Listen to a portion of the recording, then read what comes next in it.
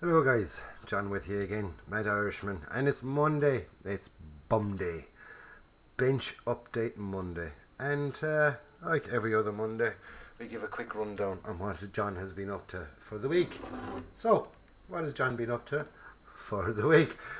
We start off anyway. I got the dial finished for the M41 Walker Bulldog, as as we have all seen. I know it looks a bit orangey there, but if you look at the photographs that were put up and the video that was done on it,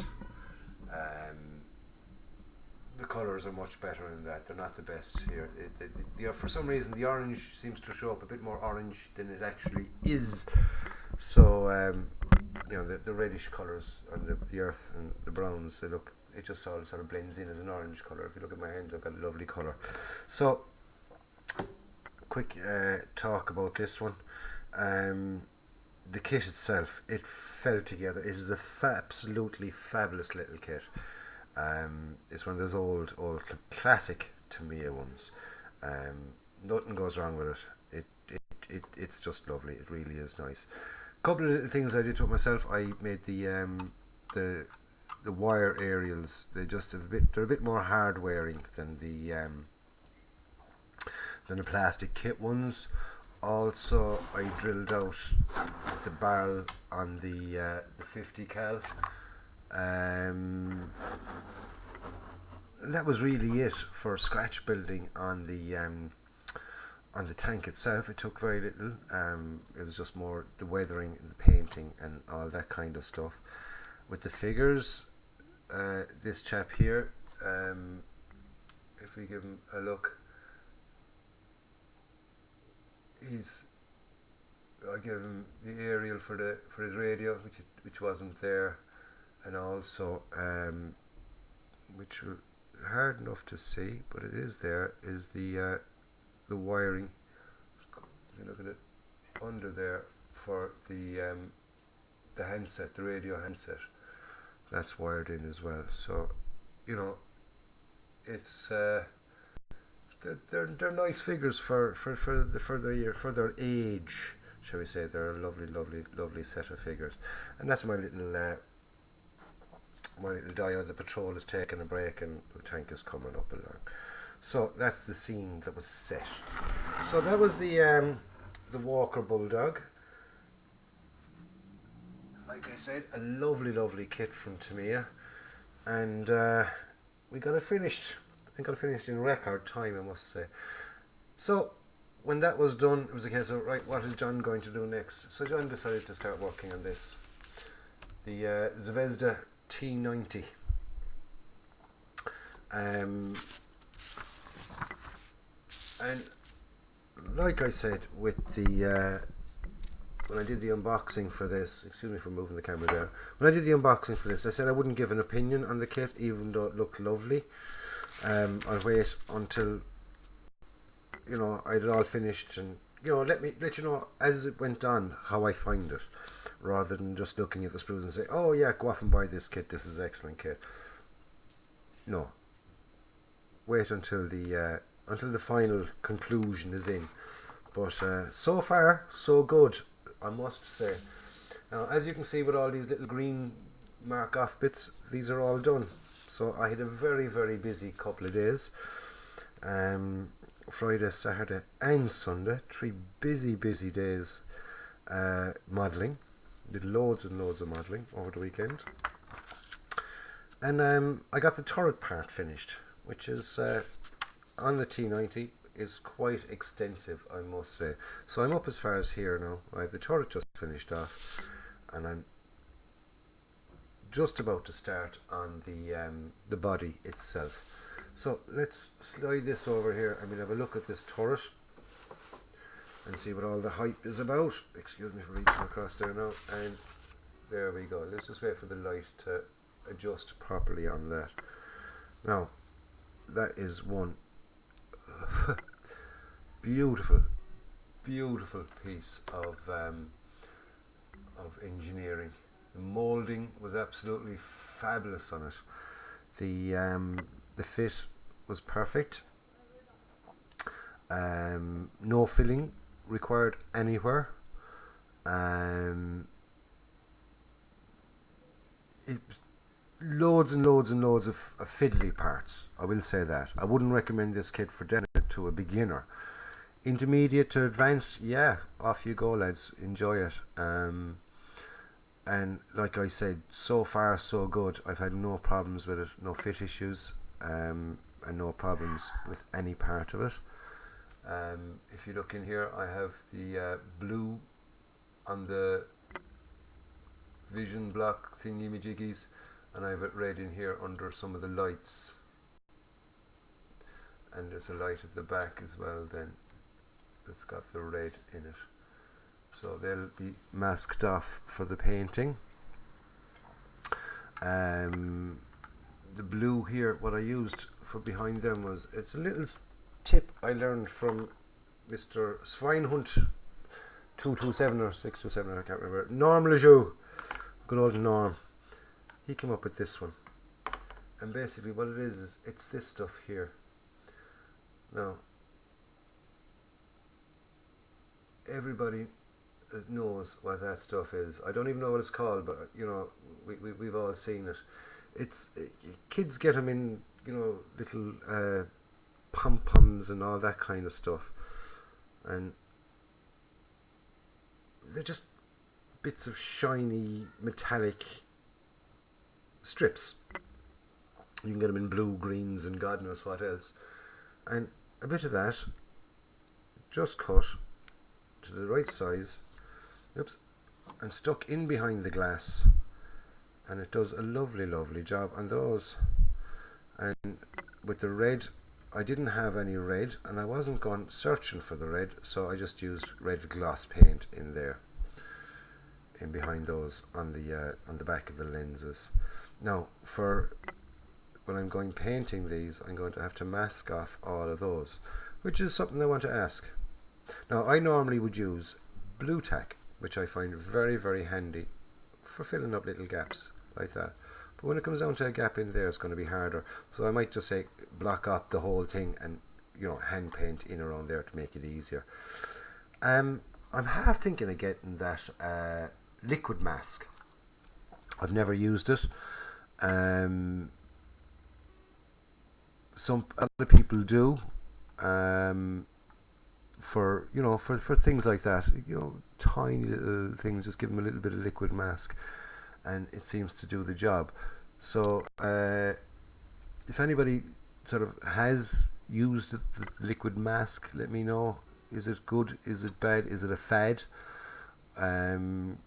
Is it, you know, it's just one of those things that I've never really bothered with before. But I did know the last time I was using the blue tack for masking on something similar to this, when I pushed the blue tack in, I ended up pushing the whole glass through, which I don't want to do. Although this is a lot more solid than the piece that I did that time, because what I basically did was I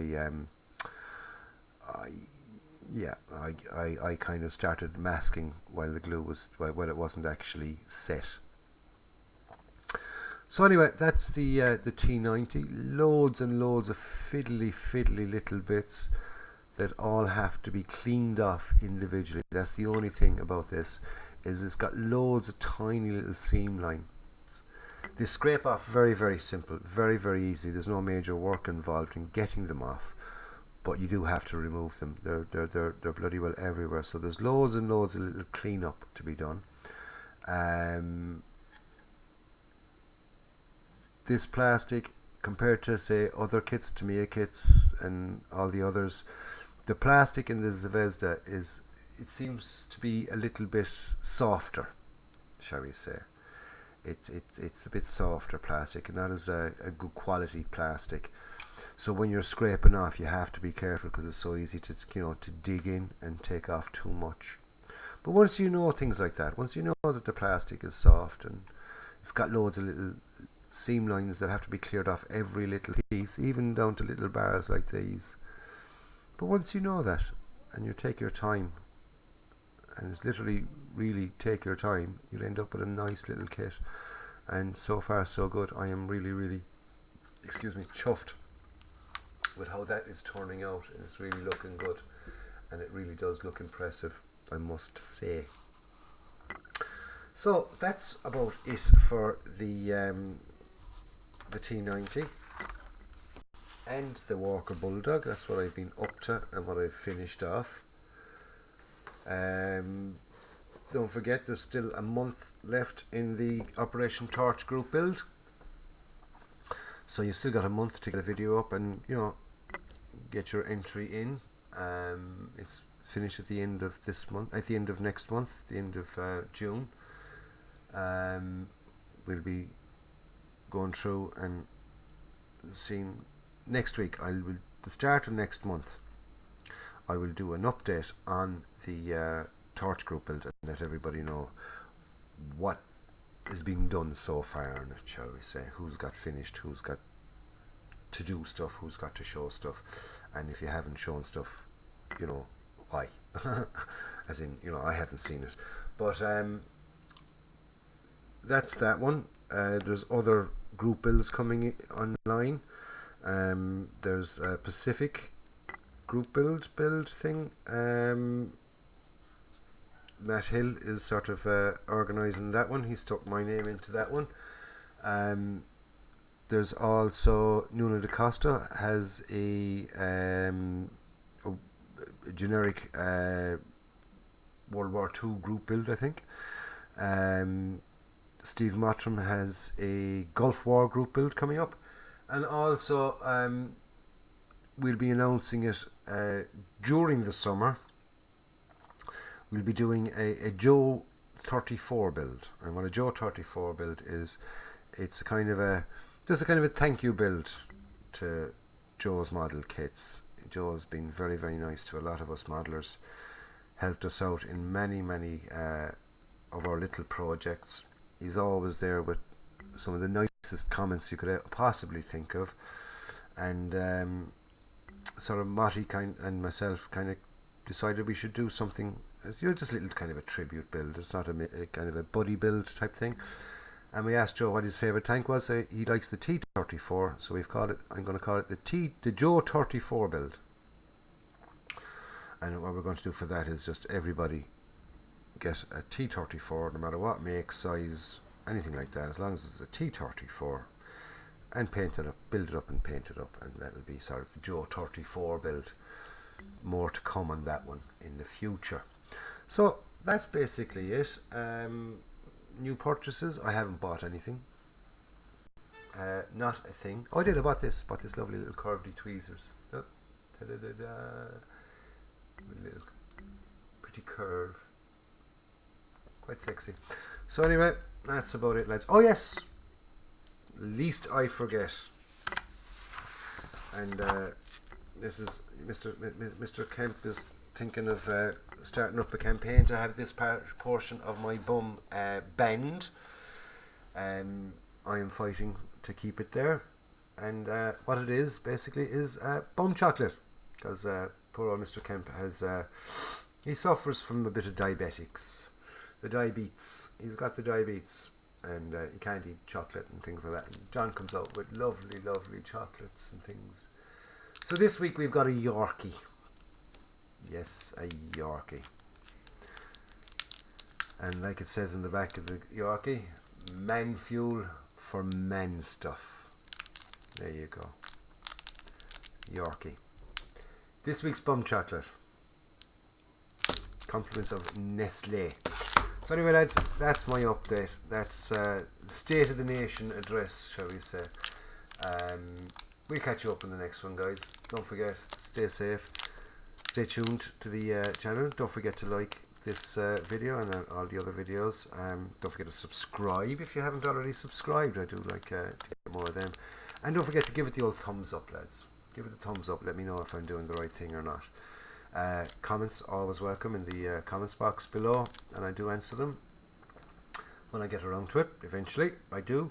And I'll catch you up during the week. We'll definitely have another update on the T90, and hopefully it won't be too long. Let me know on the mask looking stuff though. I might order one of them. Let's see if I can order it in time, shall we say. I can't order anything till the end of next week. I gotta think of when the end of the month is, and the pension gets paid at the end of the month, and that's when I sort out what I've got to buy and stuff. So I got to get myself a couple of kits anyway, because I have nothing in the stash. I have a stash of 0. So it's a case of, do I get masking fluid? Is it worth the effort, or is there something else out there?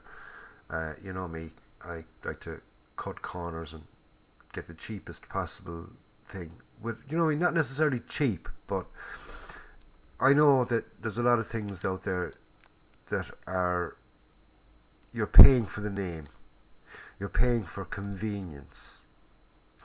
I have loads of time on my hands for modelling, shall we say. So I don't want to go paying for convenience. I don't want to go paying for the name.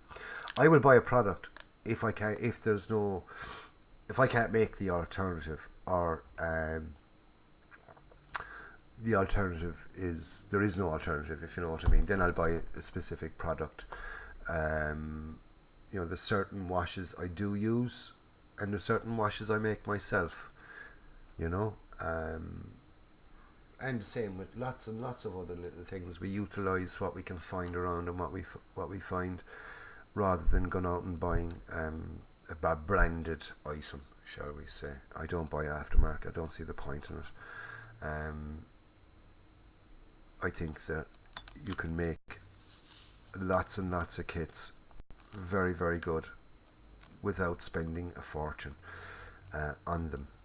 Yeah, if you've damaged your gun barrel, then you'll need to get an aftermarket gun barrel. But I've seen people going off and